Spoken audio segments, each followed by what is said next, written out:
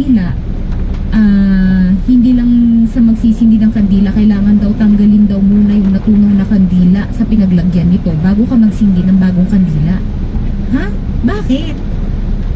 Bakit, Jem? So, kailangan pang linisin, tatanggalin yun. Huwag lang basta-basta magpapatong. So, bakit? Kwento mo, Jem, ha? PM at comment ka ulit dyan. Sabi dito ni Marie Tony, ang pamahiin namin dito sa may Malvar, Batangas, ang sinusunod namin ay bawal mag-uwi ng pagkain, tapos bawal din pong maluhaan ng kabaong kasi po hindi matatahimik ang namayapa. O, may ganyan din kami. Yung pag-iiyak daw, bawal maiyakan yung kabaong. Tapos, yun, bawal mag-uwi ng pagkain. Kaya ako noon, gusto ko mag-uwi ng candy. Hindi ko magawa. Kasi sisitahin ka talaga. Bawal daw yun kasi ang sabi sa amin is susundan kayo. Oo, susundan daw kayo ng patay. Ganyan. Saka yung pagpag, di ba? Typical na yon. Yung tipong after nyung pumunta sa Lamay, dapat pumunta kayo dun sa mga lugar, sa iba pang lugar bago kayo umuwi. Para hindi sumunod daw sa inyong bahay. Yung di ba nga nagpapagpag madalas, di ba, dun sa 24/7 na convenience store na alam nyo na kung ano yung pangalan, dun sila madalas na nagpapagpag, di ba? Pero wala naman akong nararamdamang multo doon sa convenience store na yon. Ayan, shoutout sa inyo mga nakakinig sa atin. Alam nyo na kung saan kayo nagpapagpag. Ito, galing sa ating Facebook din. Lady Gracia, sa amin po, bawal po magwalis at bawal daw maligo doon sa loob ng bahay kung saan may nagaganap na lamay. Bawal din magsuklay at bawal magpula. Maliban na lamang po kapag buntis at bata. Ha? Talaga? May ganon? Ang alam ko, bawal magpula kasi sabi nila, parang masaya ka daw kapag nakapula ka. Pero, sabi mo, pwedeng magpula ang mga buntis at bata. So, bakit? Bigyan nyo nga ako ng bigyan nyo rin ako ng expression kung bakit ganun yung naging pamahiin ninyo. Okay, yung bawal magwalis, hindi ko rin alam kung bakit, pero pinagbabawal nga yun sa amin. Kumbaga, pag nilinisan nyo yung mga buto ni Pakuan or kung ano man yung mga dumi sa sahig, dadakutin ninyo gamit yung kamay, pero bawal walisan. Bawal din sa amin yung maligo doon sa mismong bahay, kung saan nagaganap yung lamay. So, kami madalas dati, naliligo kami doon sa kapitbahay namin o sa ibang kamag-anak namin. Nung namatay yung mga lolo't lola ko, ganun yung mga ginagawa sa amin. Tapos yung iba pa, naglalagay sila ng kulay puti, yung immediate family, naglalagay ng puting tela sa ulo, yung itatali nila, parang or bandana or panyuman nila, para daw maiwasan na sumakit yung ulo. Ewan ko kung sa mga Ilocano lang yun, pero kung na-experience nyo yun, mga kabarangay, gusto ko rin malaman. Okay? So, again, pwede pa kayong mag-comment sa ating Facebook post, Barangay Awas 97.1, para mapag-usapan natin kung ano man yung mga pamahiin ninyo pagdating sa patay. At syempre, pwede nyo ako PM sa Facebook ko, Lady Gracia, kung sakaling meron kang horror story dyan. Pwede mong ikwento sa akin. Magkwentuhan tayo ngayon, lalo't maulan ng panahon. Pwede natin mapag-usapan ngayon. Pero habang hinihintay ko yan, sige, relax muna kayo sa inyong mga ex, paminsan-minsan, by Richard Reynos. Ako po si Lady Gracia, ninyong kasama sa Liham ng Gabi. Hanggang alas 12 pa tayo ng hating gabi magkakasama. Kaya tutok lang sa Barangay LS forever. Paminsan-minsan naaalala pa rin kita. Kahit ngayon mayroong nagmamahal na nga iba.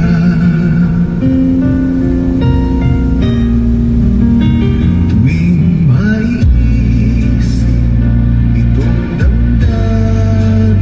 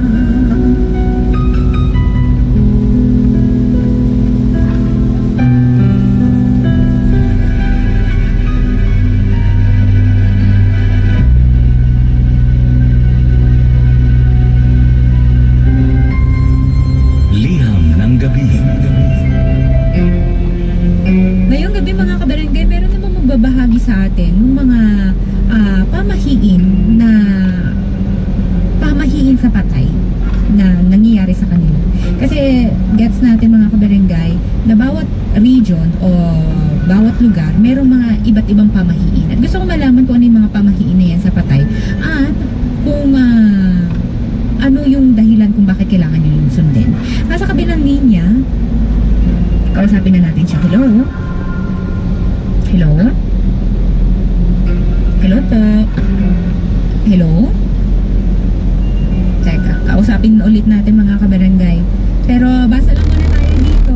Pwede kayong tumawag nga pala 8374-8737, 8374-8747. Di ba alam, kukontakin naman tayo na isa ngayon dito para makausap natin siya kung ano yung horror story naman niya or kwento, siguro may pamahiin.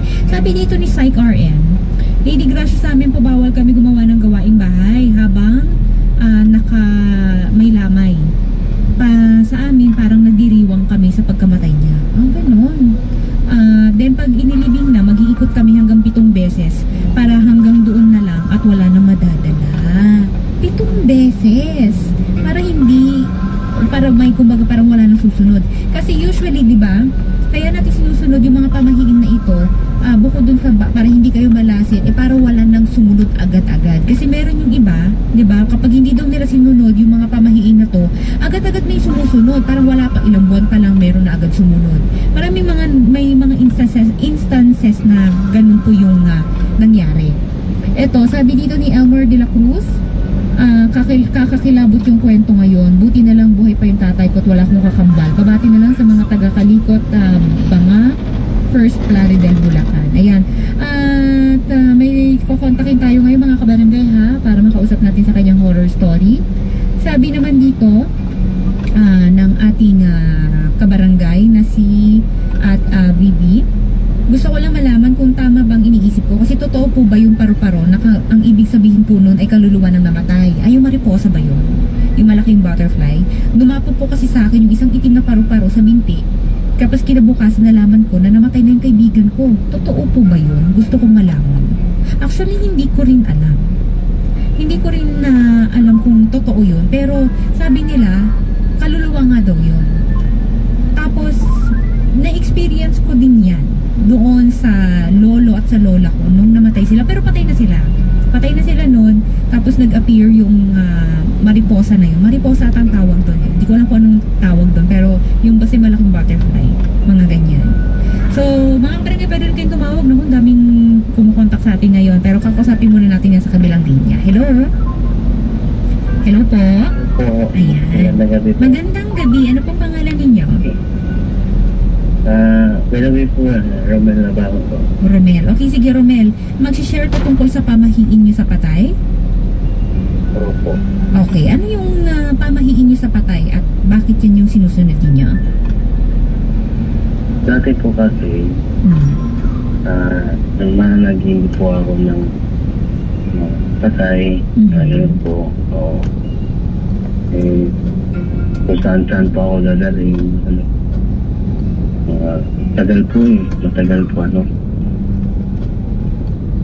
matagal bago mawala. Teka, pakiulit nga po, medyo na ano yung linya po ninyo. Pakiulit nga po, ano po yung nangyari? Nung nanaginip po ako ng patay, matagal po mawala sa panaginip ko. Mahaba pa yung mga kung saan-saan ako dadalhin, gano'n. Paano nanaginip po sa patay? So, halimbawa po katulad po ng kapitbahay ko namin dati. Nanaginip ako tapos patayin siya. Nung punta ako sa kanila, actual nga nakita ko talaga siya. Pero patay na siya. Nakita mo sa panaginip? Sa panaginip nakita ko. Tapos po, nung nagpunta talaga ako sa kanila, kasi nagburo na, nakita ko siya sa may abuhan nila. Abuhan? Ano yung abuhan? Yung saingan, yung pa magsasahan. Kusina? Oo, kung yung kusina pala. Sa kusina? Nakita mo siya sa kusina? Nakita ko. Kaya parang yung gabi nun, hindi ako makatulog.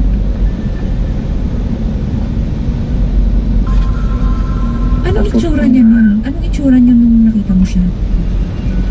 Kasi siya, masaba siya. Oo. Nung nakita ko siya, masaba din, puti. Puting nakita ko.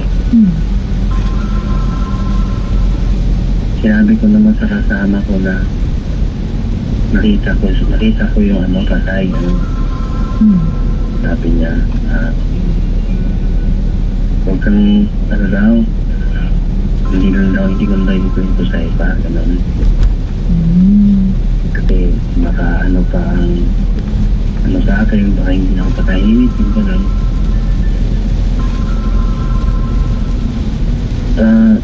Yung dati, palagi din ako, nanaginip din ako palagi, May gabi, meron nakatotoo. Ano yung panaginip mo na nagkatotoo? Yung mga accident ko sa daan, ganun.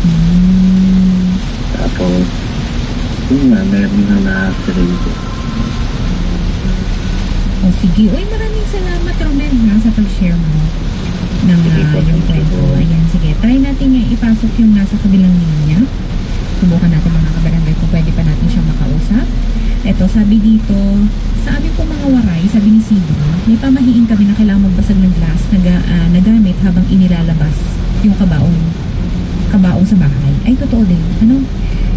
Yung iba, glass, yung iba, palayok, yung iba, mangkok, yung iba, plato. Yung iba nga, nanggigilit sila ng manok, papaduguin nila doon sa may pintuan pag nakalabas na yung kabaong para daw sigurado na parang maselyuhan, wala na sumunod. Ayan, so, ay, naku, wala siya. Wala. Ayan, so, try ulit natin mga kabarangay ha. Pwede kayo mag-PM sa aking Facebook, Lady Gracia, LadyGracia. Si Christopher Ibora, ang alam ko, ang mga namatayan, bawal kumain ng mga gulay na gumagapang. Gulay na gumagapang, so yung parang squash, kalabasa. May susunod daw na mamamatay. Talaga? Pag gumagapang. So, yung squash, ano pa ba? Ano pa ba yung mga gulay na gumagapang? Saka anong lugar ka, Christopher? Si Liam Tugade, sa amin po, dapat may bandana sa noo para hindi sumakit yung ulo ng namatayan. Ayan nga yun. Siguro Ilocano ka. Kasi sa amin mga Ilocano, ganyan yun eh. Kasi kulay puti. Yung iba black, pero mas madalas puti. Tapos si Mayet Balmaceda, totoo na masamang maghatid ng dumalo sa patay. May susunod po. Danas po namin yan. Sabi niya. Oh my God, totoo pala yun. Yun pinagbabawal sa amin eh. Pag may bisita, hayaan niyo siyang umalis. Pag mga kamag-anak, bawal yung ihatid siya palabas. Kasi hinahatid mo na daw siya sa kamatayan. May mga nagkatotoo ba sa inyo? Yung mga pamahiin na hindi nyo sinunod tapos nagkatotoo? Pwede nyo ibahagi yan sa akin. Okay, comment lang kayo sa ating Facebook post, Barangay LS 97.1, at pwede rin kayo mag-PM sa akin Facebook, Lady Gracia, LadyGracia. 10:48 oras natin, babalik pa tayo maya-maya para mapag-usapan pa ang iba nyong mga pamahiin at ibang kwentong katatakutan. Dito lamang yan sa Barangay LS 97.1, forever. Here I am alone in this empty room. I let my mind just fly into the air. Thoughts of you still linger in my memory. Wondering why my life is not that fair.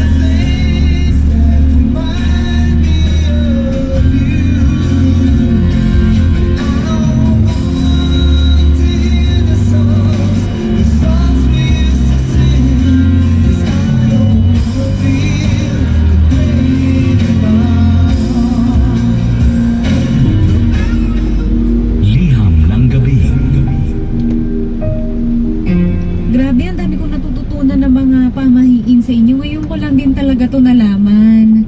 Alam mo may mga ito, basahin ko lang yung iba dito ha, bago natin kausapin yung panibagong magkukwento ng horror story niya. Si Sueza Margaret, yung red po kasi sa buntis tsaka sa bata, pangontra usog kasi yon. Kaya exempted lagi yung buntis saka yung bata mag-wear ng something red kahit may patay. Okay. Pangontra usog, yung kulay pula. Pero kapag hindi ka bata, hindi ka buntis, dapat hindi ka magsuot ng pula kasi sabi nila, masaya ka daw kapag yun yung suot mo. Okay, sabi ni Lian, may isa pa po, yung ginamit naman po na alambre na nagpatiwakal na tiyo ko, pinaghati-hatian ng mga kainuman nila. Totoo bang pampaswerte yun sa pera at sugal kapag inilagay sa wallet? Ha? Paano? Kasi negative energy na yun eh. Kasi ginamit yung alambre na yun sa pagpapatiwakal ng tiyo mo. Tapos pinaghati-hatian pa ng mga kainuman tapos nilagay sa wallet. 'Di ba? Mabigat na energy na yun kasi it's death energy. So, I don't think na swerte siya.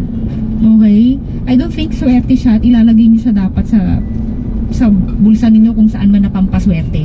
Ang alam ko, yung mga binabato sa karo ng patay na mga barya. Yung mga, di ba may mga dumadaan na mga bus, mga sasakyan, babatuhin nila. Tapos,